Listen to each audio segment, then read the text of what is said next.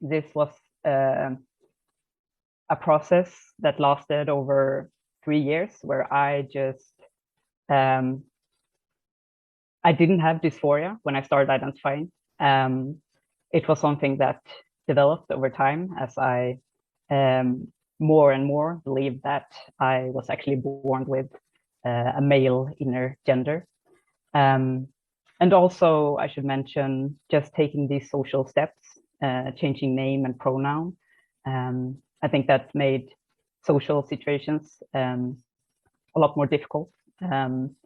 So that definitely contributed to my just overall well-being and mental health quite drastically declining during those years. So I was always very hesitant to start to medicalize my body. I did understand that this is a big thing to do, and it's gonna impact my health. But in the end, I was doing so bad, and the only answer I could get from the situation I was in, with the dysphoria and me being very convinced that there was some male sort of inner gender, well, that was that this is something I need to do, because it was hopefully gonna make my life a bit easier. So I went through the whole process of getting a diagnosis, and I moved on to get double mastectomy, and then I started on the hormone treatment, testosterone. And this is actually, well, I guess it is a bit of a coincidence.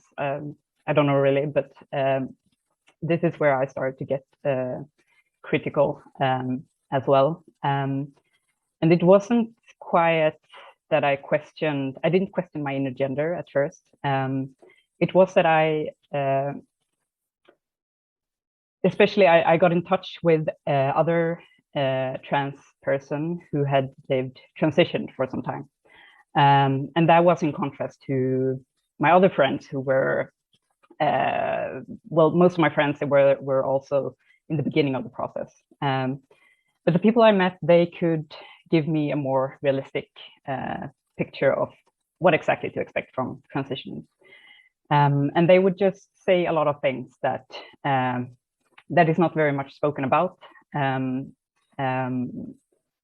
like ranging from different health issues to many people ending up feeling alone despite having to transition to the gender that they identify with.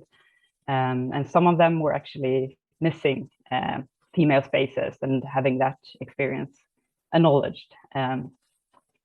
So, and I should add that these people that I met, they actually weren't doing well at all.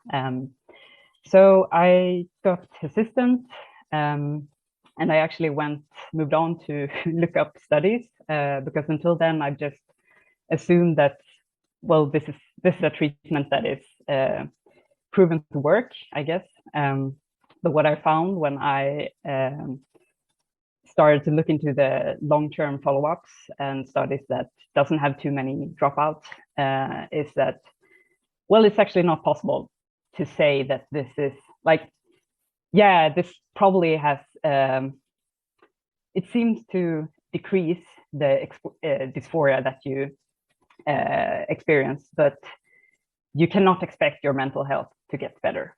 And from my point of view, my mental health was very bad because I had dysphoria. So it didn't make any sense to me. And also what the studies could show was that the suicide rates were alarmingly high after transition. So at that point, I can say that I was in huge distress because I didn't have the courage to continue with the hormones. I dropped them. But I was still very convinced that there is a male on the inside. So what am I going to do with that situation? But what happened after that was that well, I guess during that time, speaking over a year or so, I started to question things in a way that I hadn't quite done before that. And I came eventually across a video by a detransition woman who, well, I guess I should mention that I first of all didn't believe in like detransitioning. I thought that might be something happening if there was something wrong with if you had medical issues or if you were pressured to it in some way. But this woman, she just, I mean, in contrast to me, she had actually lived transition for some time. So she was saying things that, well, just really breaking down the whole idea of gender identity. Like how can you explain being born in the wrong body? And why don't we talk about all these gender stereotypes and norms, and what is it actually to be a woman? It's not going to lead us anywhere good if we define it as anything other than just biology. So that was really the key for me.